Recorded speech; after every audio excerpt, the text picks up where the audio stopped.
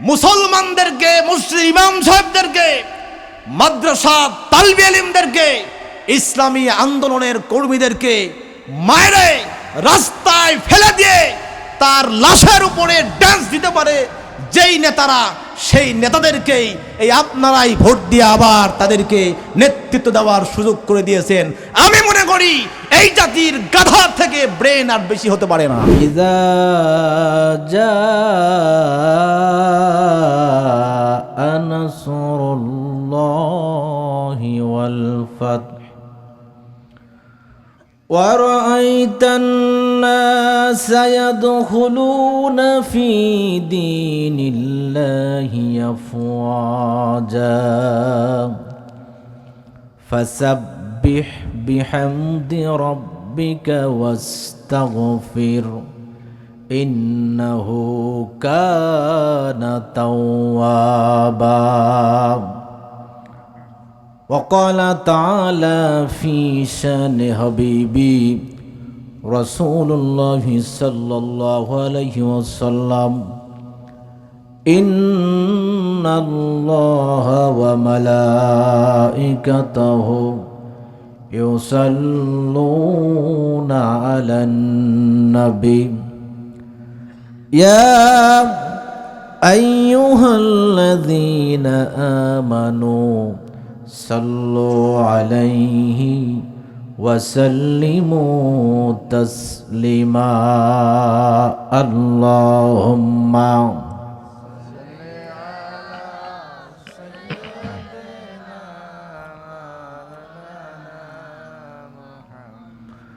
وعلى علي سيدنا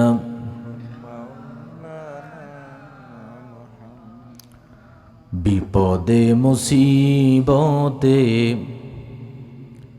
সহায়তা করো তুমি, দুঃখ বেদনায় সান্ত্বনাও তুমি।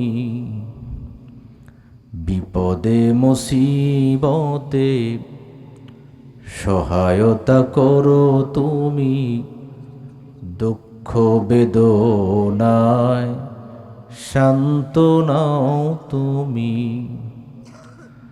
হারানোর ব্যথা যদি ঘিরে ধরে আমাকে,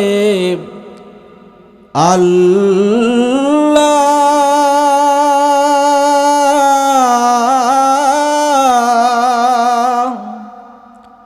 তুমি তখন এসে গভীর ভালোবেসে কমিয়ে দিও ব্যথার পাল্লা,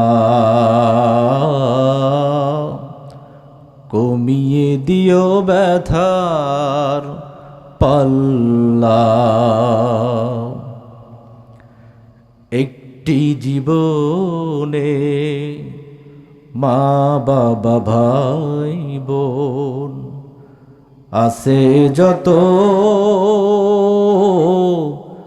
আমার আপনজন।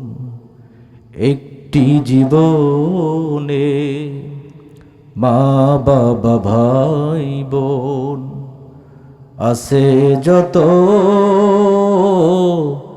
আমার আপনজন। কাউকে হারানোর ব্যথায় কাঁদি যদি, আল্লাহ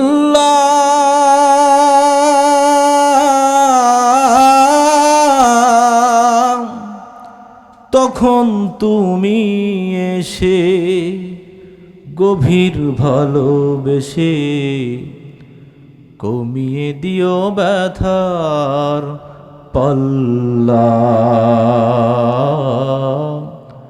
কমিয়ে দিও ব্যথার পাল্লা।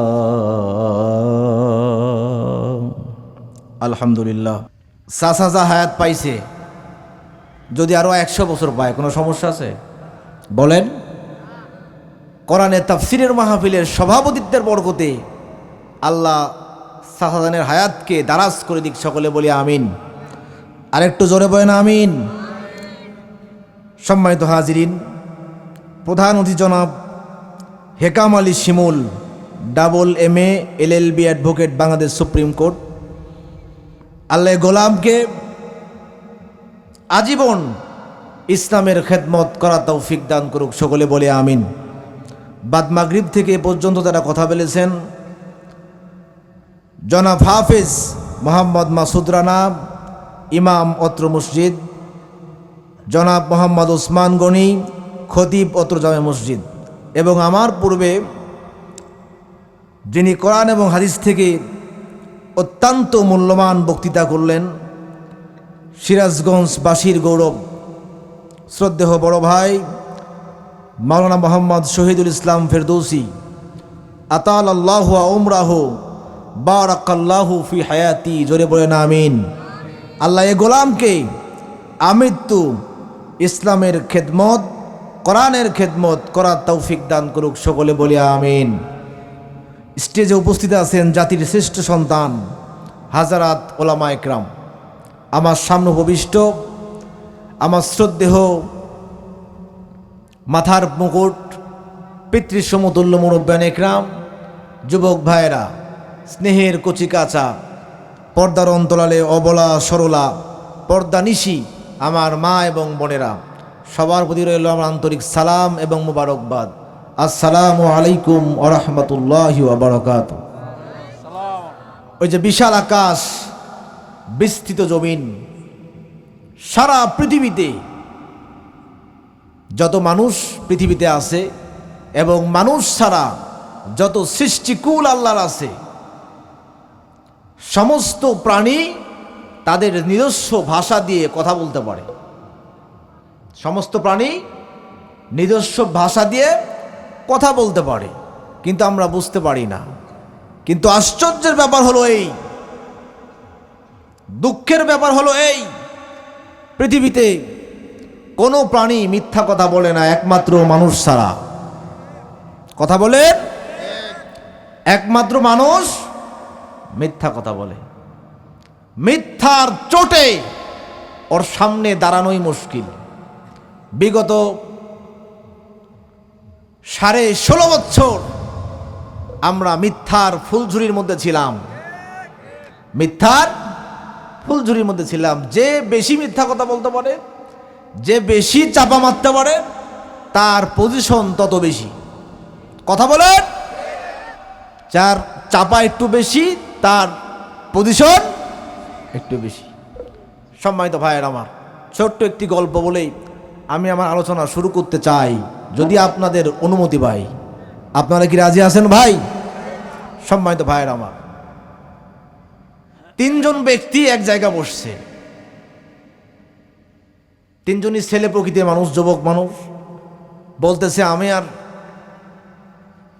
নানা এত ধনী ব্যক্তি, এত বড় লোক, এত তার টাকা পয়সা, এত তার জমি জমা, কল্পনা করা যায় না।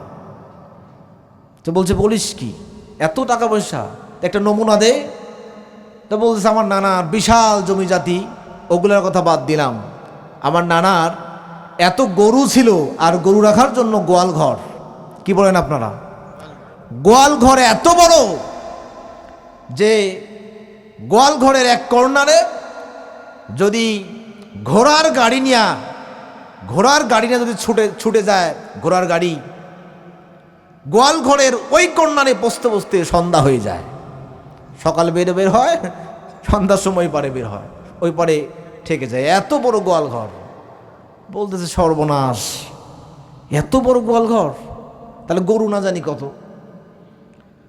ওই বলতেছে দ্বিতীয় জন, অত ফাস্ট হতে হবে আরো। ও বলতেছে, আমার নানা আমাকে এত ভালোবাসে, নানার কাছ থেকে আমি যা চাই তাই পাই, যা চাবো নানাকে তাই পাবো। তো বলছে, তো নানার কাছ থেকে তুই কি চাস? তো বলতেছে, আমি আমার নানার কাছ থেকে প্রত্যেক দিন বলতাম, নানা আকাশ থেকে তারা পারতে হবে। কি পারতে হবে? তারা পারতে হবে। তারা পারে তোমার নানা, সন্ধ্যাবেলা আমি ঘরের মধ্যে জ্বালায় রাখতাম তারা, পরের দিন সকালবেলা নিভে যেত, পরের দিন সন্ধ্যাবেলা নানা আবার পাড়ে দিত। তো বলছে, এত উপরে আকাশ, তোর নানা উঠতো কি দিয়া? বলছে কেন, বিশাল একটা মই ছিল, সেই মই দিয়া উঠে যেত। এত বড় মই তোর নানা রাখতো কোন জায়গায়? বলছে কেন, তোর নানার গোয়াল ঘরের মধ্যে রাখতো। এত বড় গোয়াল ঘর, আর আমি আত্ম 3 নম্বর চুপ করে বসে আছে, মানে ওরও তো ফার্স্ট হওয়া লাগবে। মানে মিথ্যার যে ফুলঝুরি, চাপার যে ফুলঝুরি, কে বেশি চাপা মারতে পারে। ও বলতেছে আমার নানা এত বড় লোক না, আবার আমার নানা আমাকে এত ভালোবাসে না। আমার নানা গরিব মানুষ, ছোট্ট 1 খণ্ড জমি ছিল, সেই জমিতে নানা মরিচ চাষ করত। কি চাষ করত?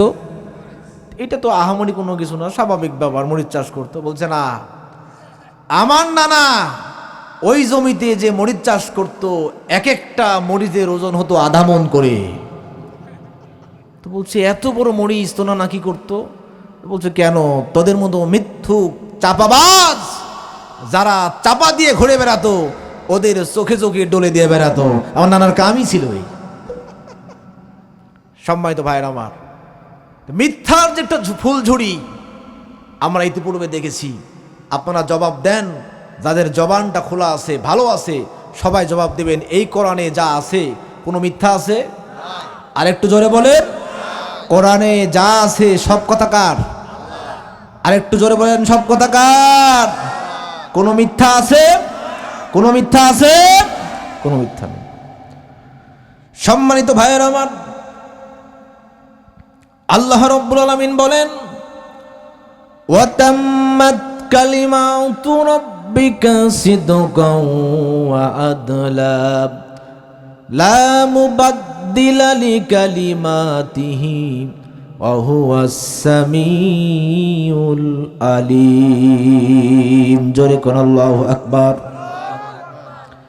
এক একটা আয়াত তেলাওয়াত করব যখন, আমি হাত উঁচু করব ঠিক তখন, হাত উঁচু করব যখন, জবান থেকে একবার আল্লাহু আকবার বলবেন ঠিক তখন। আমার এই কথার সঙ্গে একমত আছেন যারা, 2 হাত তুলে আল্লাহকে দেখাই দেন তারা। লিল্লাহে তাকবীর, লিল্লাহে তাকবীর। আল কোরআনের আলো, আল হাদিসের আলো, লিল্লাহে তাকবীর। সম্মানিত ভাইয়ের আমার, তথ্য প্রযুক্তির এই যুগে, বিজ্ঞানের এই যুগে, আজকে বিজ্ঞান শত চেষ্টা করে তারা চাঁদে ভ্রমণ করেছে, এর থেকে বেশি আর যেতে পারে নাই। কিন্তু কসম আল্লাহর, আজকের এই কৈজুরির মাঠে বসে, এই জমিনে বসে যদি জবান থেকে একবার যদি আল্লাহু আকবার বলতে পারেন, 7 আসমান পাড়ি দিয়ে, চন্দ্র সূর্য মারি দিয়ে আপনার এই আওয়াজটা আরশে আজিমে পৌঁছে যাবে। আপনার এই আওয়াজটা আরশে আজিমে পৌঁছে যাবে। যদি বলেন সুবহানাল্লাহ। তাহলে জবান থেকে শাহাদত আঙ্গুল উঁচু করব যখন, জবান থেকে একবার আল্লাহু আকবার বলবেন ঠিক তখন। আমার এই সিস্টেম চালু থাকবে ততক্ষণ, আখেরি মোনাজাত হবে না যতক্ষণ। কথা বলেন ঠিক কিনা? আমার এই কথার সঙ্গে একমত আছেন যারা, 2 হাত তুলে আল্লাহকে দেখাই দেন আরেকবার তারা। সম্মানিত ভাইয়ের আমার,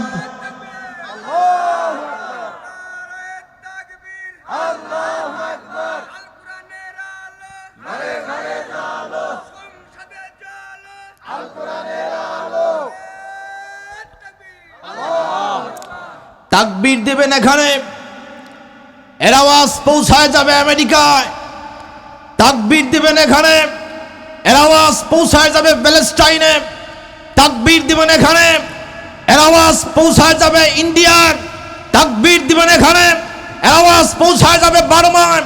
সেখান থেকে চলে যাবে ভারত, বার্মা, ভারত, ফিলিস্তিন, ফিলিপাইন, সারা পৃথিবীর মুসলিম নির্যাতিত মুসলমানদের কলিজায় আপনার আল্লাহু আকবারের স্লোগান চলে যাবে। আপনার এই স্লোগানে তাদের ঈমানটা আরো মজবুত হয়ে যাবে, ভারী হয়ে যাবে। কাফের বেঈমানদের মসনদ থরথর করে কাঁপতে থাকবে। চিৎকার দেবেন আল্লাহু আকবার। আর একটু চিৎকার দেবেন আল্লাহু আকবার। তাহলে আল্লাহু আকবারের স্লোগান বাংলাদেশের প্রচলিত কোন রাজনৈতিক দলের স্লোগান নয়, কোন প্রচলিত কোনো রাজনৈতিক দলের স্লোগান নয়, কোনো রাজনৈতিক দলের সঙ্গে ট্যাগ লাগায়া বিগত 16 বছরে আমাদের জবান থেকে আল্লাহু আকবারের স্লোগান বন্ধ করতে চেয়েছিল যারা, এই জমিন থেকে তারা বিতাড়িত হয়েছে অচিরেই তারা। সম্মানিত ভাইয়ের আমার, একবিংশ শতাব্দীর শ্রেষ্ঠ মুজাদ্দিদ মরহুম আল্লামা দেলোয়ার হোসাইন সাঈদী তিনি যা বলেছেন বর্তমানে বাংলাদেশে তাই হতেছে। কথা বলেন ঠিক কিনা? তিনি বলেছিলেন 12 কোটিতে গাছের গোড়া আস্তে করে নাড়া দিবে, মামু বাড়ি দিল্লি গিয়া পড়বা। 12 কোটিতে গাছের গোড়া আস্তে করে নাড়া দেবে, মামু বাড়ি দিল্লি গিয়া পড়বা। 5 আগস্ট 2024 সাল আমরা দেখেছি, আপনারা দেখেছেন, গোটা বিশ্ব দেখেছে, 3.5 ঘন্টা হেলিকপ্টার মহাশূন্যে ভেসেছে, কোথাও জায়গা হল নাই। একবিংশ শতাব্দীর শ্রেষ্ঠ মুজাদ্দিদ আল্লামা দেলোয়ার হোসাইন যা বলেছে সেই দিল্লিতেই তার জায়গা হয়েছে, দিল্লির বাহিরে কোথাও জায়গা হয় নাই। আল্লাহ পাক তার দোয়াকে, তার কথাকে কবুল করে নিয়েছেন। জোরে বলেন সুবহানাল্লাহ। সম্মানিত ভাইয়েরা আমার, একবিংশ শতাব্দীর এই শ্রেষ্ঠ মুজাদ্দিদ যা বলেছে, তিনি বলেছেন বীর চট্টগ্রামের জমিন থেকেই বাংলাদেশে ইসলামী বিপ্লবের আন্দোলন শুরু হয়ে যাবে। আপনারা দেখেছেন গত সপ্তাহে এবং গত 2-3 দিন ধরে সব বাংলাদেশের একজন আইনজীবী নও মুসলিম শহীদ আলিফ সাহেব তিনি মারা যাওয়ার পর থেকে চট্টগ্রাম উত্তাল, এবং চট্টগ্রাম থেকেই বাংলাদেশের ইসলামী আন্দোলন আরো বেশি বেগবান হবে। বাংলাদেশে যদি ইসলাম প্রতিষ্ঠা হয় চট্টগ্রামের মাটি থেকেই হবে ইনশাআল্লাহ। কথা বলেন ঠিক কিনা? সম্মানিত ভাইয়ের আমার, এই জন্য যদি মাঠে ময়দানে যদি আপনাদের সামনে যদি কেউ কোরআন নিয়ে আসে ইসলামকে প্রতিষ্ঠা করার জন্য, মানবতার কল্যাণে, ইসলামের কল্যাণে, কোরআনের কল্যাণে যদি কেউ কোরআন নিয়ে আপনাদের হাতে পায়ে ধরে, তাহলে কি আপনারা তাদেরকে সাপোর্ট করবেন? জোরে বলেন সাপোর্ট করবেন। ভাই চালিয়েছে, পিতা চালিয়েছে, ভাই চালাইছে, চাচা চালাইছে, এমন কি ভাবিও চালাইছে, তারপরে সর্বশেষ আপা চালাইছে। সব ঘোড়ার ডিম দেখা শেষ, আগামীতে টুপিওয়ালাদের বাংলাদেশ। কথা বলেন ঠিক কিনা? আগামীতে টুপিওয়ালাদের বাংলাদেশ যদি আপনারা সাপোর্ট করেন, যদি আপনারা, তবে ভাইয়ের আমার, আপনাদের উপরে আমার বিশ্বাস একটু কম। বুঝতে পারছেন? বিশ্বাস কম কেন? ছোট্ট আরেকটি গল্প মনে পড়ে গেল, বলবো কি বলেন? হ্যাঁ, বাঘ আর শিয়াল। বাঘ মুরব্বী হয়ে গেছে, বুঝতে পারছেন, নড়াচড়া করতে পারে না, খাইতেও পারে না, না খাইতে পারে, একদম নিস্তেজ হয়ে গেছে। শিয়ালকে ডাকে বলতে, শিয়াল আমি তো একদম শেষ হয়ে গেলাম, খাবার খেতে পারতেছি না, দুর্বল হয়ে গেছি, এটা খাবারের ব্যবস্থা কর। শিয়াল বলতে, ঠিক আছে রাজা মশাই, আপনি তো রাজা মানুষ, আপনার একটা খাবারের দরকার। শিয়াল খুঁজতে খুঁজতে পাইছে একটা গাধা। গাধা ঘাস খাচ্ছে জমিনের মধ্যে। গা বলতেছে, গাধা তুই যে এই জন্যই গাধা, এখানে একটা মরা ঘাস, সেই মরা ঘাস খাচ্ছিস, চল আমার সঙ্গে অমুক জায়গায় যাবি, তরতাজা ঘাস পাবি, মনের আনন্দে খাবি, এরপরে সন্ধ্যার সময় বাড়ি যাবি। গাধা বলতেছে, চলেন যাই। শিয়াল এবার নিয়ে গেছে, বাঘের কাছাকাছি যখন চলে গেছে, বাঘ মনে করছে আগে থেকে যেরকম একটা থাবা দেওয়ার অভ্যাস থাকে বাঘের, ওইরকম অভ্যাস থাবা দেওয়ার জন্য লাফ মারছে, কিন্তু মুরব্বী হয়ে গেছে, শক্তি না থাকার কারণে গাধার কাছে আর পৌঁছতে পারেনি, আগেই পড়ে গেছে। গাধা এবার পরিমরি করে একদম দেশহুট ওখান থেকে লেজ গুটিয়ে পালিয়ে গেছে। শিয়াল বলতেছে, রাজা মশাই এত করে বুঝাইয়া আপনার কাছে নিয়ে আসলাম গাধাকে, আপনি ধরতে পারলেন না, আমি এখন কি করব? বাঘ বলতেছে যে আমি মুরব্বী হয়ে গেছি, এখন আমি তো ওইরকম লাভ ঝাপা দিতে পারি না, তুই আর একবার চেষ্টা কর। শিয়াল বলছে, দেখি কি করা যায়। শিয়াল আবার খুঁজতে খুঁজতে ওই গাধার কাছেই গেছে। গাধা কি যা বলছে, গাধা চল, ভালো একটা ঘাসের সন্ধান পাইছে, ওখানে যাবি। গাধা বলছে, না ভাই, তোমার সঙ্গে একবার গেছিলাম, বাঘ আমাকে ধরতে লাগছিল, আমি চলে আসছিলাম, আমি আর যাব না। শিয়াল বলছে, গাধা তুই আসলেই একটা গাধা। আরে বেটা, তোকে যে বাঘ ধরতে লেগেছিল সেই বাঘটা হলো অরিজিনাল বাঘ না, ওটা প্লাস্টিকের বাঘ, লাভ ঝাপ মারে, তোকে দেখে একটা লাভ মারছে।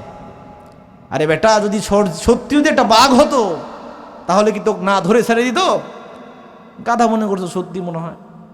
আবার আসছে, বাঘের কাছে যখন আসছে এবার খপ করে ধরে, বাঘ আলি বেড়া ভুল করেনি, ঘাড় মটকায় পায়ে ধুয়ে দিচ্ছে।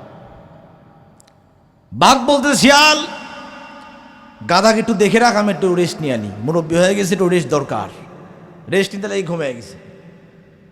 শিয়াল এবার খাবারে একটা প্রাণীর সব থেকে মেন সুস্বাদু খাবার হতে তার মগজ, ব্রেন, মাথা ফাটাইয়া শিয়াল মগজ যা আছে সব খায় ফেলছে, খায়া আবার মাথা আটকায় ওখান থেকে দিয়েছে।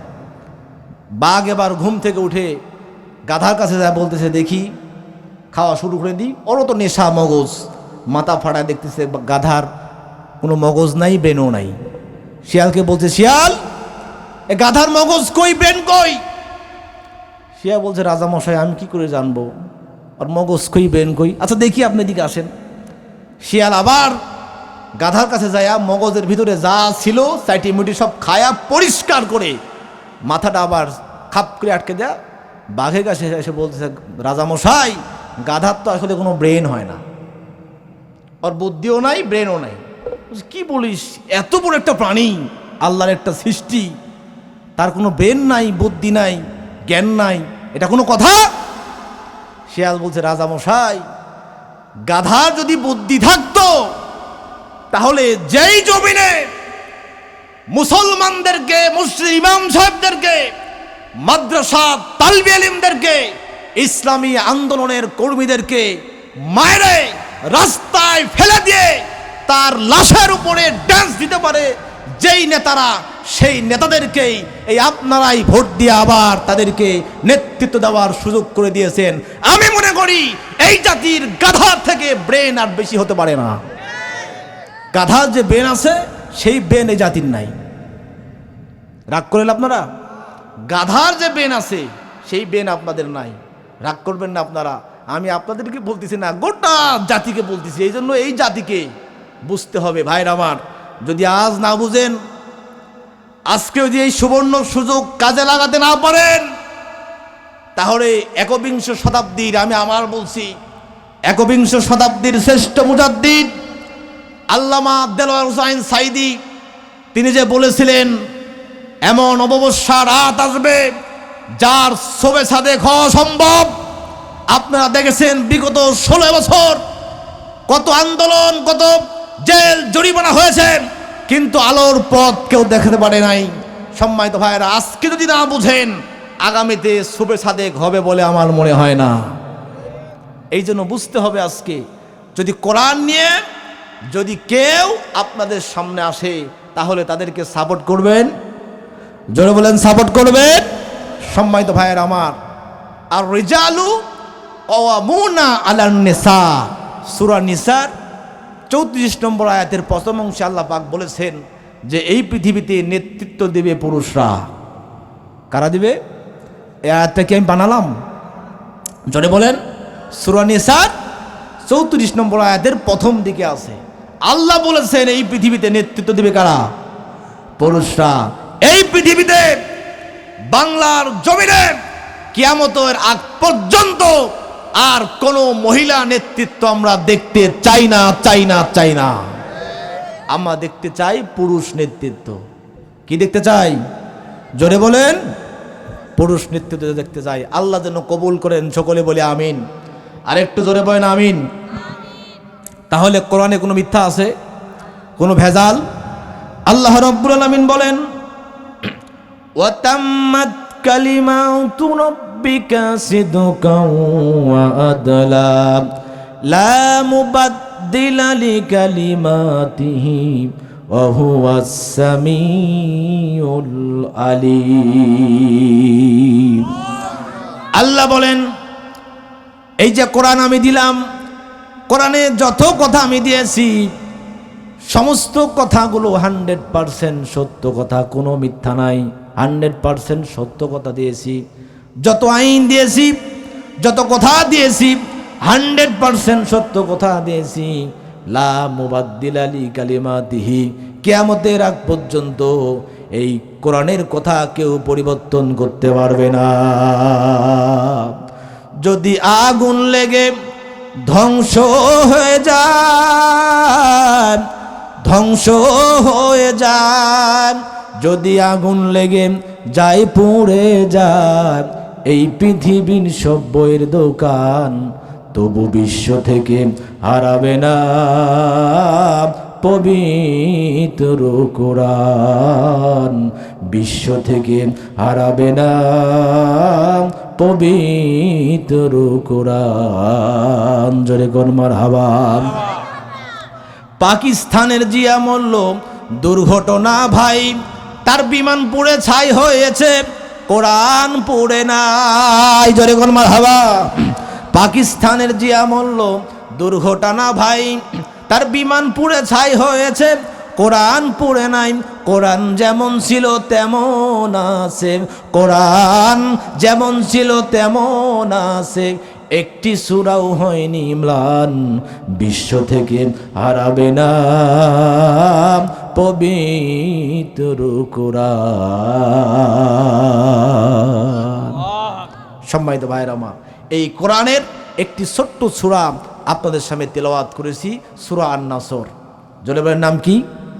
সূরা আন-নাসর। নাসর মানে হচ্ছে আল্লাহর বিজয়। এই পৃথিবীতে বিজয় যখন আসবে, বিজয় যখন আসবে, বিজয় আসার পূর্ব শর্ত হচ্ছে আল্লাহর সাহায্য। আল্লাহর কি? আল্লাহর সাহায্য যখন আসবে বিজয়টা সহজ হয়ে যাবে। আল্লাহর সাহায্য যখন আসবে বিজয়টা কি হবে? সহজ হয়ে যাবে। আর বিজয় আসার পরে এই মুসলমানদের কিছু কাজ আছে, সেই কাজের কথাটাই আল্লাহ পাক এখানে বলেছেন। জোরে বলেন সুবহানাল্লাহ। বিজয় আসার পরে মুসলমানদের কাজ আছে। কাজ কি? সর্বপ্রথম হচ্ছে রাষ্ট্রীয় যেই খোঁচাগারগুলো আছে, রাষ্ট্রীয় যে সম্পদ আছে সবগুলো আগুন লাগায় পুড়ায় দাও। এটা কি কাজ? এটা কি কাজ? রাষ্ট্রীয় সম্পদ বিজয় আসার পরে আপনাকে হেফাজত করতে হবে, অথচ আপনি আগুন লাগায় পুড়ায় দিলেন। তাহলে এই কাজটা কি কোরআনের কথা হলো না কোরআনের বাহিরে কথা হলো? বাহিরে কথা হলো। সম্মানিত ভাইয়েরা আমার, আল্লাহর সাহায্য যখন আসবে বিজয়টা সহজ হয়ে যাবে। আল্লাহ রাব্বুল আলামিন বলেন, আম হাসিবতুম আন তাদখুলুল জান্নাতা ওয়ালাম্মা ইয়াতিকুম মাসালুল লাযীনা খালাউ মিন ক্বাবলিকুম মাসাতুহুমুল বা'সাউ ওয়াজ-যাররাউ ওয়াজুলজিলু হাত্তা ইয়াকুলার রাসূল ওয়াল্লাযীনা আমানু মা'আহু মাতা নাসরুল্লাহ। সম্মানিত ভাইয়েরা আমার, আল্লাহ পাক বললেন, আম হাসিবতুম, তোমরা মনে করেছো নাকি? আম হাসিবতুম আন তাদখুলুল জান্নাতা ওয়ালাম্মা ইয়াতিকুম মাসালুল লাযীনা খালাউ মিন ক্বাবলিকুম। ঈমান এনেছি এই কথা বললেই তোমাদেরকে আমি জান্নাত দিয়ে দেব। ঈমান আনলাম, আল্লাহ তোমার প্রতি ঈমান আনলাম, ঈমান এনেছি এই কথা বললেই তোমাদেরকে জান্নাত দিয়ে দেব। এইটা কি তোমরা মনে করেছো নাকি? অথচ তোমাদের পূর্বে যারা এই পৃথিবীতে ঈমান এনেছিল, আল্লাহ পাক বলেন, খালাউ মিন ক্বাবলিকুম মাসাতুহুমুল বা'সাউ ওয়াজ-যাররাউ ওয়াজুলজিলু হাত্তা ইয়াকুলার রাসূল।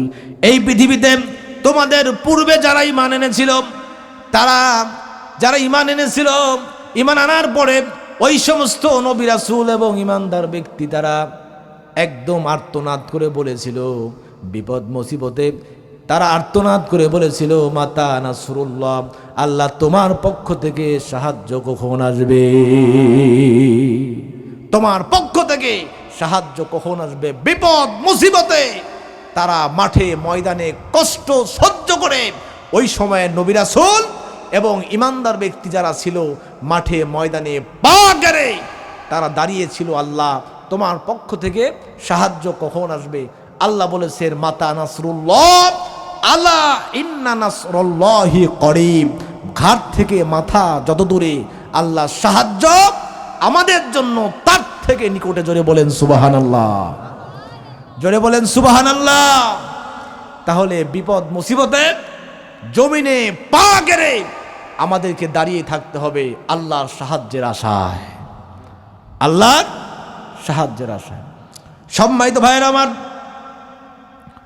এরপরে আল্লাহ পাক বলেন আহাসিবান নাসু আইয়ুতরাকু আইয়াকুলু আমান্না ওয়া হুম লা ইফতানুন ওয়ালাকাদ ফাতান্নাল্লাযীনা খালাউ মিন ক্বাবলিহিম ফালা ইয়ালামান্নাল্লাহুল্লাযীনা সাদাকু ওয়ালা ইয়ালামান্নাল কাযিবিন। আল্লাহ পাক বলেন আহাসিবান নাসু আইয়াতুরাকু আইয়াকুলু আমান্না ওয়া হুম লা ইফতানুন। তোমরা কি মনে করেছো নাকি ঈমান এনেছি, এই কথা বললেই তোমাদেরকে আমি জান্নাত দিয়ে দেব, অথচ মিথ্যাভাবে জান্নাত, মিথ্যাভাবে ঈমান আনলে না মানুষকে দেখানোর জন্য, সত্যভাবে ঈমান আনলে না মিথ্যাভাবে ঈমান আনলে, এইটা আমি পরীক্ষা করে এরপরে তোমাদেরকে আমি নাজাত দিয়ে দেব। তোমাদেরকে পরীক্ষা করে দেখব কি ফালা ইয়ালামান্নাল্লাহুল্লাযীনা সাদাকু, তোমরা মিথ্যাভাবে সত্যভাবে ঈমান এনেছো নাকি ওয়ালা ইয়ালামান্নাল কাযিবিন, না মানুষকে দেখানোর জন্য মিথ্যাভাবে ঈমান এনেছো, এটা আমি পরীক্ষা করে দেখব। জোরে বলেন সুবহানাল্লাহ।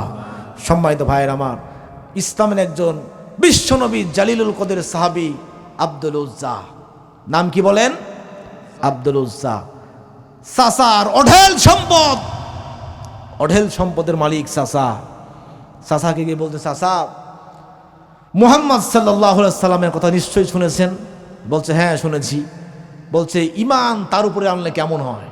তা বলতেছে আমি তার উপরে কখনো ঈমান আনতে চাই না, ঈমান আনবো না। আব্দুল উজ্জা বললেন, চাচা আমি মনে করেছিলাম আপনি ঈমান আনবেন, আপনি ঈমান আনলে পরে আমার ঈমান আনা আরো সহজ হয়ে যাবে, কিন্তু আপনি যখন ঈমান আনলেন না আর আনবেন না বলে যখন ঘোষণা দিয়ে দিলেন, আমি এই মুহূর্তে আপনার সামনে ইসলাম কবুল করে নিলাম। সম্মানিত ভাইয়ের আমার, চাচা বলতেছে আব্দুল উজ্জা, ইসলাম কবুল করার কারণে তোমার সম্পদ আমার কাছে যা আছে সব সম্পদ আমি তোমার কাছ থেকে কেড়ে নিলাম, কোনো সম্পদ আর তুমি পাবে না। আব্দুল উজ্জা বললেন, চাচা গোটা দুনিয়া যদি আমাকে ছাড়তে হয়, গোটা দুনিয়ার সম্পদ যদি ছাড়তে হয়, এরপরেও আমি ঈমান থেকে এক বিন্দু পরিমাণ পিছপা হব না। সম্মানিত ভাইয়ের আমার, চাচা বললেন, আব্দুল উজ্জা তোমার যে সম্পদ আমি সব সম্পদ থেকে তোমাকে বঞ্চিত করলাম, এরপরে তোমার পরনে যে লুঙ্গি, গায়ে যে কাপড়, সেইটাও তো আমার টাকার খুলে দাও। বুখারী শরীফের হাদিস। আব্দুল উজ্জা ইসলামের জন্য, ঈমানের জন্য তার সমস্ত জামা কাপড় খুলে চাচার হাতে ধরায় দিলে। সম্মানিত ভাইয়ের আমার, এমত অবস্থা আব্দুল উজ্জা এবার চলে গেল মায়ের কাছে, গিয়ে বলতেছে, মা ও মা তোমার কাছে এক টুকরা কাপড় হবে নাকি? যুবক সন্তানকে এই অবস্থায় দেখে মা বলতেছে, বাবা তোমার এই অবস্থা কেন হলো? আব্দুল উজ্জা বললেন, মা ইসলাম কবুল করার কারণে চাচা আমার সব সম্পদ নিয়ে নিয়েছে, এমনকি আমার গায়ের জামা কাপড় পর্যন্ত দেয় নাই। মা বললেন, বাবা আমার কাছে কি চাও? আব্দুল উজ্জা বললেন, মা তোমার কাছে আমি কিচ্ছু চাই না, আমাকে এক টুকরা কাপড় দাও, যে কাপড় পরিধান করে আমি বিশ্বনবী জনাব মুহাম্মদ সাল্লাল্লাহু আলাইহি সাল্লামের দরবারে যেন আমি চলে যেতে পারি। মা এক টুকরা কাপড় দিলেন, দুই ভাগ করলেন। বুখারী শরীফের হাদিস। সম্মানিত ভাইয়ের আমার, দুই ভাগ করে একটা তিনি গায়ে পড়লেন, একটা পরনে পড়লেন। এরপরে হাঁটতে হাঁটতে কষ্ট করে বিশ্বনবীর দরবারে হাজির হয়ে গেলেন আব্দুল উজ্জা। জোরে বলেন সুবহানাল্লাহ। সম্মানিত ভাইয়ের আমার, বিশ্বনবী জনাবে মুহাম্মদ সাল্লাল্লাহু আলাইহি সাল্লাম নামাজ শেষ করে মসজিদে নববীর সামনে যুবক মানুষকে দেখে, চুলগুলা উস্কো খুস্কো এমন একটা মানুষকে দেখে বিশ্বনবী বললেন, যুবক তোমার বাড়ি কোথায়, এখানে কেন আসছো? আব্দুল উজ্জা বললেন, এ রাসূলুল্লাহ, ইয়া হাবিবাল্লাহ, আমার বাড়ি হলো মক্কায়। ইসলাম কবুল করার কারণে আমার সব সম্পদ চাচা নিয়ে গেছে, আমার চাচা নিয়ে গেছে, এমনকি আমার জামা কাপড় পর্যন্ত দেয় নাই। আমার ভাইয়েরা, বিশ্বনবী আব্দুল উজ্জার কথা শুনলেন, চোখ দিয়ে পানি পড়তেছিল, চোখ দিয়ে দর দর করে পানি পড়তেছিল। আব্দুল উজ্জার কথা শুনে আব্দুল উজ্জাকে বুকে জড়ায়া ধরলেন নবীজি। এরপরে সাহাবাদেরকে বললেন, সাহাবারা, আমার আব্দুল উজ্জার সঙ্গে যেন কেউ বেয়াদবি করবে না, তার কারণ আমার আব্দুল উজ্জার ইমানটা অত্যন্ত দামি ইমান, তার ইমানটা অত্যন্ত দামি ইমান। জোরে বলেন সুবহানাল্লাহ। আমার আব্দুল উজ্জার ইমানটা অত্যন্ত দামি, যে ইমান আনতে গিয়ে নিজের বাবার সম্পদ, সব সম্পদ দিতে হয়েছে, এমনকি নিজের পরনের জামা কাপড় পর্যন্ত দিতে হয়েছে। সুতরাং আমার এই সাহাবীর ইমানটা অত্যন্ত দামি ইমান, খবরদার তার সঙ্গে কেউ বেয়াদবি করবে না। নবীজি বললেন, আব্দুল উজ্জা, তোমার নাম আজ থেকে আব্দুল উজ্জা না, আজ থেকে আব্দুল্লাহ জুলবাজাদাইন। আসহাবে সুফফার সঙ্গে মিলায়া দিলেন, এখানে থাকো, খাবার আসলে পরে খাবে।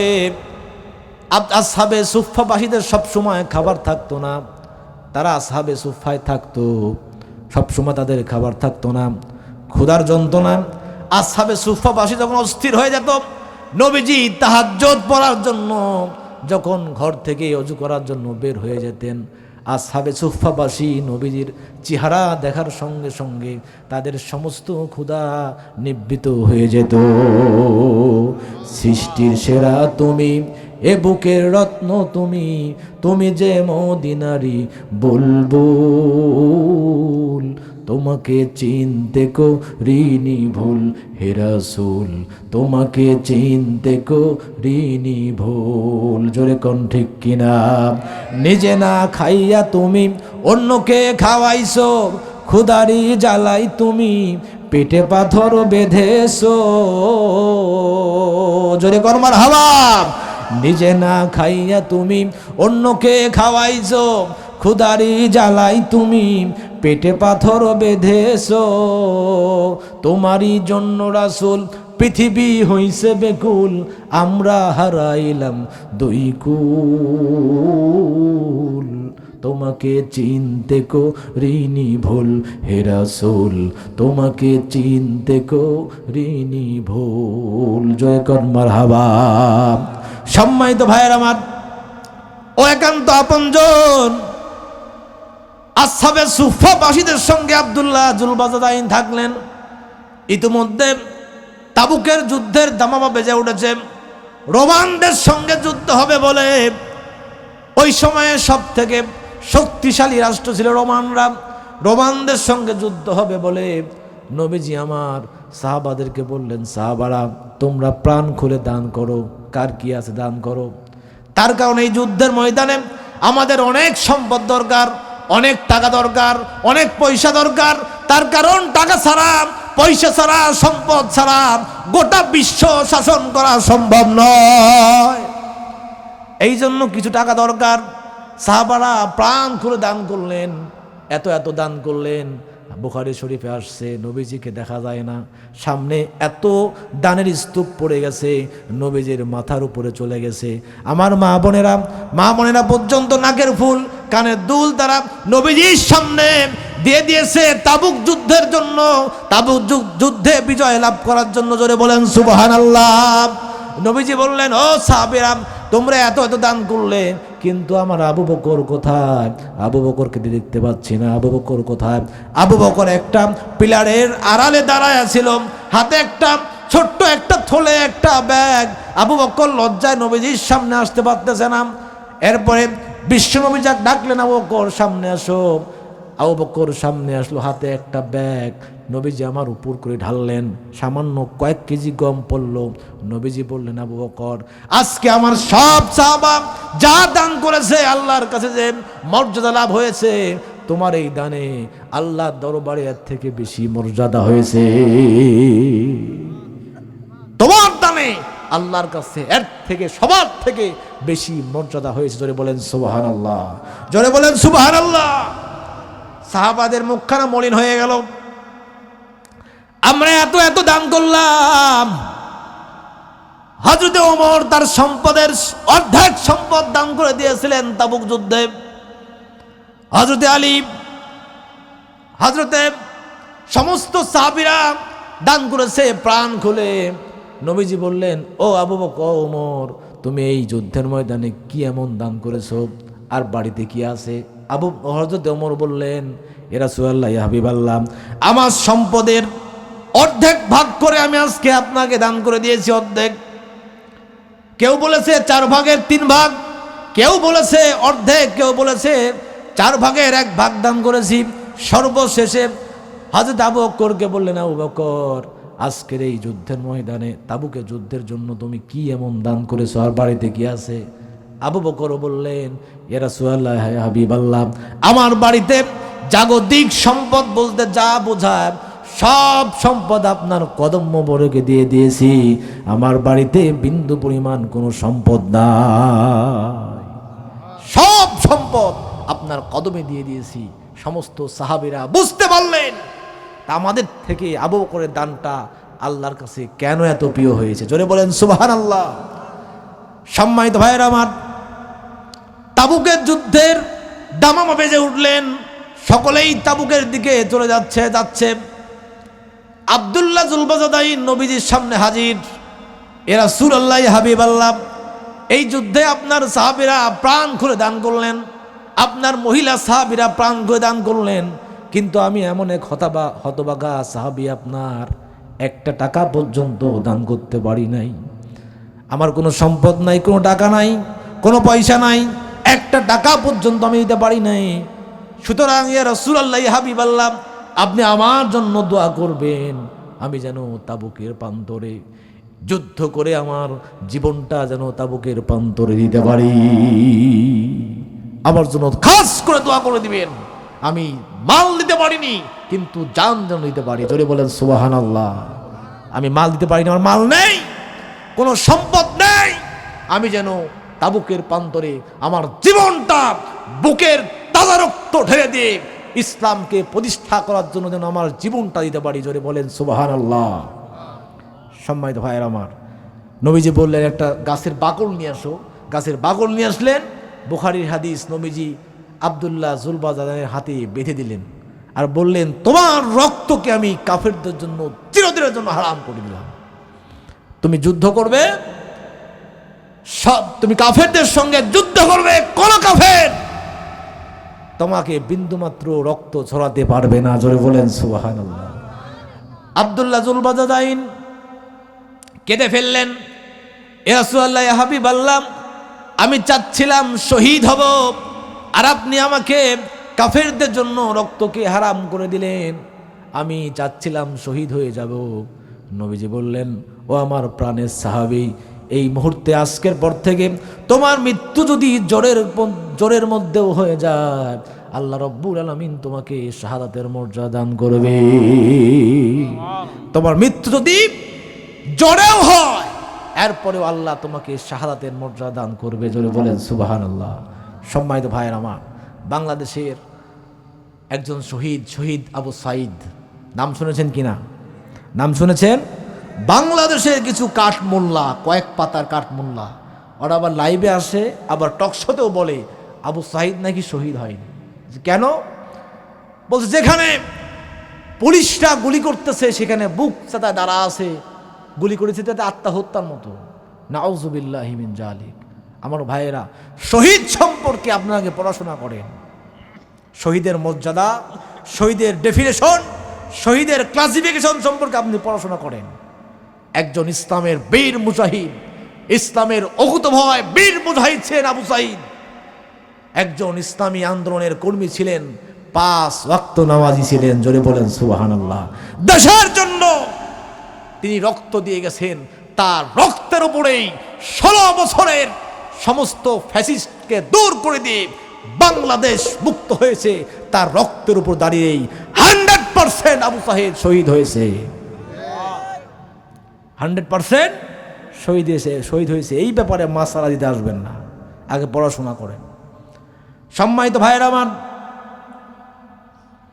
এরপরে তাবুক যুদ্ধের পরে নবীজির কাছে খবর আসলো, এ রাসূলুল্লাহ হাবিবাল্লাহ, আপনার ওই গরিব সাহাবী আব্দুল্লাহ জুলবাজাদাইন মারা গেছে। নবীজি বললেন, সাহাবারা আমি জানাজা পড়াবো, জানাজার ব্যবস্থা করো। সম্মানিত ভাইয়েরা আমার, জানাজার ব্যবস্থা হয়ে গেল, জানাজা শেষ হয়ে গেল। একজন ব্যক্তি কবরের মধ্যে নামলেন, লাশকে ধরে কবরের মধ্যে শোয়ানোর জন্য 2 জন সাহাবী লাশটাকে কাঁধের উপরে করে নিয়ে আসতেছে কবরস্থানে। আর একজন সাহাবী আলো টিম টিম করে জ্বলতেছে, আলোটা উঁচু করে কবরের সামনে দাঁড়ায় আছে। 2 জন সাহাবী লাশটা কাঁধের উপরে করে নিয়ে আসতেছেন। 2 জন সাহাবী হলেন, একজন হযরত আবু বকর, আরেকজন হযরত ওমর। আর আলোটা টিম টিম করে ধরে আছে, আলোটা উঁচু করে ধরে আছে। তিনি আর কেউ না, তিনি হযরতে বেলাল। আর কবরের মধ্যে যে ব্যক্তিরা নেমেছে, লাশটাকে ধরে কবরের মধ্যে নামাবেন, তিনি আর কেউ না, আখিরি জামানার পয়গম্বর মুহাম্মদুর রাসূলুল্লাহ সাল্লাল্লাহু আলাইহি সাল্লাম। আমার নবী পরশমণি গো লোহা রে বানাইছে খাঁটি সোনা, জোরে কোন মারহাবা। তোরা দেখলে ছবি পাগল হবি, তোরা দেখলে ছবি পাগল হবি, ঘরে থাকিতে আর পারবি না, লোহা রে বানাইছে খাঁটি সোনা, জোরে কোন মারহাবা। নবীর চরণ যে করবে সাধন, বিনা দুধে দই বানাইয়া খাইতাছে মাখন। সেই মাখন খাইলে পড়ে তোমার, সেই মাখন খাইলে পড়ে তোমার ক্ষুধা তৃষ্ণা লাগবে না, লোহা রে বানাইছে খাঁটি সোনা, জোরে কোন মারহাবা। বিশ্বনবী লাশটাকে আব্দুল্লাহ জুলবাজাদাইনের লাশ কবরের মধ্যে রাখলেন, এরপরে মাদফুন করে দিলেন, পাথর বিছিয়ে দিয়ে আল্লাহকে ডাক দিয়ে বলে, আল্লাহ আজকের এই দিন পর্যন্ত আমি এই সাহাবীর উপরে, আমার এই সাহাবীর উপরে আমি খুশি ছিলাম, আল্লাহ তুমি আমার আব্দুল্লাহ জুলবাজাদাইনের উপরে খুশি হয়ে যাও। সম্মানিত ভাইয়েরা আমার, ও একান্ত আপনজন বিশ্ব নবী জনাবে মুহাম্মদ সাল্লাল্লাহু আলাইহি ওয়াসাল্লাম যখন এই দোয়া করলেন, পাশেই দাঁড়িয়েছিলেন হাদিসের বর্ণনাকারী আব্দুল্লাহ ইবনে মাসউদ। তিনি বলতেছে, আজকের এই কবরে যদি আব্দুল্লাহ জুলবাজাদাইন না হয়ে আমি হতাম, আমার জীবনটা অত্যন্ত ধন্য হয়ে যেত। সম্মানিত ভাইয়ের আমার, তাহলে বুকের তাজা রক্ত ইসলামের জন্য যখন দিয়ে দিবেন, যখন জমিনে হাজারো বিপদ মুসিবতে যখন পা গেড়ে দাঁড়িয়ে থাকবেন, আল্লাহর কাছে সাহায্য চাইবেন, আল্লাহ মাতা নাসরুল্লাহ, আল্লাহ তোমার পক্ষ থেকে সাহায্য কখন আসবে? আল্লাহ পাক ওই সময়ে বলবেন, আলাম ইন্না নাসরুল্লাহি করিব, আমার সাহায্য তোমাদের জন্য একদম নিকটে। আর আমার সাহায্য যখন আসবে, বিজয়টা সহজ হয়ে যাবে। জোরে বলেন সুবহানাল্লাহ, আর একটু জোরে বলেন সুবহানাল্লাহ। এই জন্য আল্লাহ পাক বলেন, যখন আল্লাহর পক্ষ থেকে সাহায্য যখন আসবে, বিজয় যখন চলে আসবে, ইযা জাআ নাসরুল্লাহি ওয়াল ফাতহ ওয়া রাআইতান নাসা ইয়াদখুলুনা ফি দীনিল্লাহি আফওয়াজা, জোরে কোন আল্লাহু আকবার। ইযা জাআ, যখন আপনি দেখবেন নাসরুল্লাহ, আল্লাহর পক্ষ থেকে যখন সাহায্য আসবে, আল্লাহর পক্ষ থেকে যখন সাহায্য আসবে, তখন বিজয়টা সহজ হয়ে যাবে। কথা বলেন, আল্লাহর পক্ষ থেকে যখন সাহায্য আসবে বিজয়টা সহজ হয়ে যাবে। বিগত 16 বছরে হাজার আন্দোলন করে যখন ব্যর্থ হয়েছে, তার মানে আল্লাহর সাহায্য আসে নাই। আল্লাহর যখন সাহায্য এসেছে, বাংলাদেশের 20-25 বছরের মাসুম ছেলেদের হাত ধরে এই দেশে আল্লাহর সাহায্য আসার পরে বিজয় হয়ে গেছে। আল্লাহর সাহায্য যখন আসছে, অত্যন্ত বিজয়টা সহজ হয়ে গেছে। আমরা মনে করেছিলাম 4 আল যেহেতু বান্দা, সেনাবাহিনী, পুলিশ, ডিবি যা আছে সব তাদের দখলে, বিজয়টার জীবনেও মনে হবে না, বিজয় জীবনেও হবে না। কিন্তু ওই যে 21 শতাব্দীর শ্রেষ্ঠ মুজাদ্দিদ মরহুম শহীদ আল্লামা দেলোয়ার হুসাইন সাইদি বলেছিলেন অনেক আগে, আজ থেকে 20 বছর আগে তিনি বলেছেন যে ফ্যাসিস্ট যারা, স্বৈরাচার যারা, এরা সমস্ত আইন, সমস্ত ফাঁক ফকর বন্ধ করে দেয় যাতে চিরদিন ক্ষমতায় থাকতে পারে। কথা বলেন, সমস্ত ফাঁক ফকর যা আছে সব বন্ধ করে দেয় যাতে ক্ষমতায় থাকতে পারে, কিন্তু একটা ফাঁক বন্ধ করতে পারে না, যেই ফাঁক দিয়ে তার পতন হয়। কথা বুঝতে পারেননি? যেই ফাঁক দিয়ে তার পতন হবে সেই ফাঁক বন্ধ করতে পারেনি। আমার ভাইয়েরা, বাংলাদেশে ইসলামী আন্দোলন কোন, জামাত ইসলাম কোন, বিএনপি কোন, যত নেতৃবৃন্দ আছে সবাইকে এমনভাবে কণ্ঠাসা করে রেখেছিল, কিন্তু তারা কখনো স্বপ্নেও ভাবেনি এই দেশের 15 বছর, 20 বছর, 25 বছরের ইউনিভার্সিটি, কলেজ, এমনকি স্কুলের ছাত্রছাত্রীরা তাদেরকে ঘাট ধরে নামাতে পারে। কথা বলেন, এটা তারা কি কল্পনা করেছে? কল্পনা করে নাই। আল্লাহ ওই ফাঁকের মধ্যে দিয়েই তাদেরকে পতন করে ছাড়িয়েছে। বলেন সুবহানাল্লাহ। সম্মানিত ভাইয়ের আমার, আরেকটি গল্প বলতে চাই যদি আপনাদের অনুমতি পাই। রাজি আছেন আপনারা? আপনার ঢাকা শহরের 9 তলা বিল্ডিংয়ের উপরে একটা 15,000 টাকা দামের কম্বল গায়ে দিয়া শুয়ে আছে সাহেব। 15,000 টাকার কম্বল, বুঝেন, ধরেন ভিতরে ঢুকলেই ঘুম, একদম গরমে অস্থির, বিশাল এক শান্তির ঘুম ঘুমাচ্ছে। ওই সময় ভাবতেছে 9 তলা বিল্ডিং, আমার বাড়ি, তার উপর আবার 9 তলা, আমার কম্বল, আমি শুয়ে ঘুমালাম শীতকাল, এখান থেকে আমাকে নামাবে কি? নামানোর কেউ আছে? আর ও অস্থির হয়ে গেছে, আনন্দ মুখের সুখে আর আনন্দে তিনি ঘুমাচ্ছেন। আল্লাহর কি কাম, রাত 3টার সময় শুরু হয়েছে ভূমিকম্প। এর আগে কিন্তু রাত 3টার সময়, ফজরের সময় ভূমিকম্প হতো, দেখছেন না আপনারা? 3টার সময় ভূমিকম্প হয়েছে, 10 তলা 20 তলা বিল্ডিংয়ের উপর থেকে সব ঝরঝর করে দিয়েছে, নামে বসছে, রাস্তা ভর্তি মানুষ, সবাই অস্থির। ভূমিকম্প হয়েছে, আল্লাহর গজব, সবাই অস্থির অবস্থা আছে, কিন্তু ওকে যে দেখতেছে সবাই সেই হাসতেছে। ঘটনা কি? এরকম বিপদের সময় আমাকে যে দেখতেছে সেই হাসতেছে, ঘটনা কি? ও দেখতেছে সর্বনাশ, পাড়াপাড়ি করে নামতে লাগে, আমার লুঙ্গিটা কম্বলের মধ্যে রেখে আসছে, লুঙ্গিটা কম্বলের মধ্যে রেখে আসছে। তখন ও ভাবতেছে, আল্লাহ, 9টার সময় ভাবলাম আমাকে নামাবে কে, আর রাত 3টার সময় তুমি আমাকে নামালে, ন্যাংটা করে নামালে, এমনি তো নামাতে পারতে। হ্যাঁ ভাইয়ের আমার, আজকে অনেকেই সুর তুলেছে, আগেই আমরা ভালো ছিলাম। আশ্চর্য ব্যাপার, এত বেকুব মানুষ হয়। আগেই ভালো ছিলাম, কেন ভালো ছিলাম?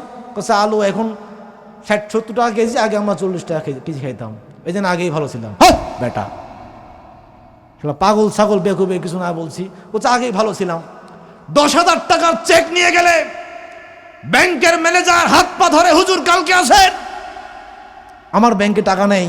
সমস্ত ব্যাংক দেউলিয়ার পথে। এক দরবেশ বাবাই খেয়েছে 38,000 কোটি টাকা, 38,000 কোটি টাকা খায় বসে আছে। এরপরে ম্যাডাম খেলো, তৃণমূল পর্যায়ের নেতারা খেলো, শুধু খাই নাই, বিদেশে পাচার করেছে। সব ব্যাংক দেউলিয়ার পথে। আর কিছুদিন চললে পরে সমস্ত ব্যাংকের ম্যানেজার, চাকরিজীবী যা আছে দেশ ছেড়ে তারাই আগে পালাতো। এরপরেও আপনি বলতেছেন আগেই ভালো ছিলাম। বেকুবের কিছু না বলছি? ভাইয়ের আমার, এই দেশ আপনার দেশ, আমার দেশ, টুপিওয়ালাদের বাংলাদেশ, ইসলামের দেশ। এই দেশে ক্ষমতায় কে আসবে তা ঠিক করবে এদেশের জনগণ। আপনারা নির্বাচন দিয়ে সুষ্ঠু নির্বাচনের মাধ্যমে একটা পুরুষ নেতৃত্বাধীন সরকার বাংলাদেশে আমরা দেখতে চাই। একজন ক্ষমতায় আসবে, 5 বছর পরে আবারও নির্বাচন হবে, সুষ্ঠু নির্বাচন। সেই নির্বাচনে আবার সুষ্ঠু নির্বাচন দিয়ে আবার আরেকজন ক্ষমতায় আসবে, কোনো সমস্যা নাই। কিন্তু ভোটবিহীন নির্বাচন ছাড়া কোন নেতা আমরা দেখতে চাই না, চাই না, চাই না। ভোট ছাড়া কোনো নেতা দেখতে চাই না, প্রধানমন্ত্রী দেখতে চাই না ভোট ছাড়া। ভোট দিয়ে একদম পুরুষ প্রধানমন্ত্রী যেন আমরা দেখতে পাই। আল্লাহ বললেন না, জোরে বলেন সুবহানাল্লাহ। বিজয় যখন আসবে এরপরে কি করবেন? ওয়ারাআইতান্না সায়াদখুলুনা ফি দীনিল্লাহি আফওয়াজা ফাসাব্বিহ বিহামদি রাব্বিকা ওয়াস্তাগফির। ওয়ারাআইতান্নাসা, আপনি দেখতে পাবেন মানুষরা, আপনি দেখবেন ওয়ারাআইতান্নাসা, মানুষরা সায়াদখুলুনা, তারা প্রবেশ করতেছে দলে দলে, দলে দলে, ঝাঁকে ঝাঁকে তারা প্রবেশ করতেছে ফি দীনিল্লাহি আফওয়াজা, আপনার আল্লাহর এই দিনের পথে, ইসলামের পথে দলে দলে, ঝাঁকে ঝাঁকে মানুষ ইসলামের দিকে ঢুকতেছে, প্রবেশ করতেছে। জোরে বলেন সুবহানাল্লাহ। বিজয় যখন আসবে মানুষ দলে দলে ইসলামের দিকে ঝুঁকবে। আপনারা দেখতে পেয়েছেন বাংলাদেশে একটি দল আছে, নাম নিচ্ছি না আমি, নাম নিলে আমার বলবেন যে হুজুর আপনি মনে হয় ওই দলের দালালি করতে আসছেন। আমি ওই দলের দালালি করতে আসি না, আমি ওই দলের একজন একনিষ্ঠ কর্মী এবং একজন দায়িত্বশীল। আমি দেখতে পাচ্ছি আল্লাহর এই কোরআনের আয়াত এখানে 100% প্রতিফলিত হচ্ছে যে মানুষ দলে দলে ওই দলেই যুক্ত হচ্ছে, মানুষ দলে দলে ওই দলেই যুক্ত হচ্ছে, দলে দলে ঝাঁকে ঝাঁকে মানুষ ফর্ম ফিল আপ করতেছে। সুবহানাল্লাহ বলেন। এটা আল্লাহর এই কথা 100% প্রতিফলিত হচ্ছে। জোরে বলেন সুবহানাল্লাহ। ফি দীনিল্লাহি আফওয়াজা ফাসাব্বিহ বিহামদি রাব্বিকা ওয়াস্তাগফির। এরপরে আপনারা কি করবেন? ফাসাব্বিহ বিহামদি রাব্বিকা ওয়াস্তাগফির, আল্লাহর প্রশংসা করবেন। কার প্রশংসা করবেন? এই যে বিশাল একটা অন্যায়ের মধ্যে ছিলাম, অত্যাচারের মধ্যে ছিলাম, ওখান থেকে বের করে নিয়ে আসছে আল্লাহ পাক। এখন আমরা কি করব? আল্লাহর প্রশংসা করব। তা আপনি সেটা প্রশংসা করলেন না, আবারও শুরু করে দিয়েছেন চাঁদাবাজি, শুরু করে দিয়েছেন ট্যাক্স, শুরু করছেন সমস্ত জায়গা আবার জালিয়াতি। প্রশংসা কোথায় করলেন আপনি বলেন? প্রশংসা করতে হবে, আল্লাহর প্রশংসা করতে হবে। ফাসাব্বিহ বিহামদি রাব্বিকা ওয়াস্তাগফির।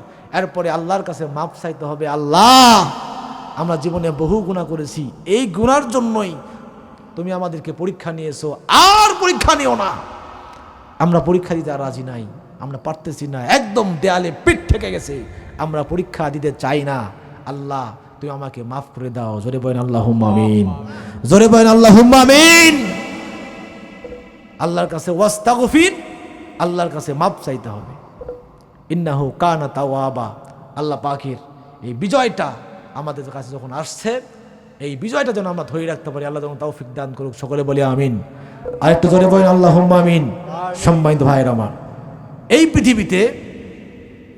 পৃথিবীতে যদি কেউ, হাদিস শরীফে আসছে, যদি কেউ কবুতরের ঘরের মতো, হাদিসে আসছে কবুতরের ঘরের মতো, ঘর কি অনেক বড়, বিশাল বিল্ডিং, কবুতরের ঘর কত বড় বলেন? ছোট্ট, আরো ছোট, বড় বিল্ডিং না, কবুতরের ঘরের মতো যদি কেউ একটা মসজিদ বানায়, একটা মসজিদকে কবুতরের ঘরের মতোও বানায়, তার জন্য জান্নাতের মধ্যে আল্লাহ পাক একটা বিশাল বালাখানা তৈরি করে দিবেন। জোরে বলেন সুবহানাল্লাহ, জোরে বলেন সুবহানাল্লাহ। আপনারা অনেক দান শহীদুল ভাইকে করেছেন, আমি আপনাদের কাছে আর জুলুম করতে চাই না, এক্ষুনি মানে অল্প সময়ের মধ্যেই মোনাজাত করে দেবো ইনশাআল্লাহ, অল্প সময়ের মধ্যে। ভাইরা আমার, আপনারা যারা দান করেছেন আলহামদুলিল্লাহ, যারা করেননি তাও আলহামদুলিল্লাহ, যারা করেছেন তাদের কাছ থেকেও 5টা টাকা 10টা টাকা, একদম 8 আনা পয়সাও তো এখন ফকিরে নেয় না, আমি নিব ইনশাআল্লাহ। যারা একদম কিছু নিতে না পারলেও অন্তত পকেটে আপনার গ্যাস লাইট অথবা ম্যাচ অথবা আর কিছু না বললাম এও যদি থাকে দিতে পারেন ইনশাআল্লাহ, আমি দোয়া করে দেবো। আমি রাজশাহী শহর থেকে আসছি, মুসাফির অবস্থায় আছি, আপনার জন্য খাস করে দোয়া করে দেবো ইনশাআল্লাহ। কোন ভাই আছেন নগদ না পাটা মেয়েকে ব্লেড দিয়ে তার যৌনাঙ্গ কেটে ধর্ষণ করা হয়, সেই খবর আমাদেরকে দেখতে হয়। আশ্চর্যের ব্যাপার, 3 বছরে বাচ্চা মেয়েকে তার যৌনাঙ্গ কেটে ধর্ষণ করা হয়। বিশ্বাস করেন কোরআন যদি ক্ষমতায় যায়, একটা জেনাকার আর জেনাকারিনীর বিচার সূরা নূরের দিয়ে যদি বিচার করা হয় যে কি, যদি বিবাহিত হয় তাহলে অর্ধেক পর্যন্ত মাটির মধ্যে পুঁতে বা অর্ধেক পাথর দিয়ে শেষ করে দিতে হবে, মারে ফেলতে হবে। আর এটা টিভি চ্যানেল এমনকি সরাসরি লাইভ প্রচার করবে, গোটা বাংলাদেশ গোটা পৃথিবী দেখবে। এই বিচার যদি দেখতে পারে আমি মনে করি এই দেশে 3 বছরের বাচ্চা মেয়ের যৌনাঙ্গ কেটে ধর্ষণ করা দূরে কথা, এই দেশের যুবকদের স্বপ্নদোষ পর্যন্ত বন্ধ হয়ে যাবে। কথা বলেন সম্মানিত ভাইয়ের আমার। এই জন্য কোরআন মানবতার কল্যাণে, ইসলামের কল্যাণে, মানুষের কল্যাণে কোরআন ক্ষমতায় যাওয়া অতীব জরুরি। সবাই শান্তি পাবে, কেউ অশান্তি থাকবে না।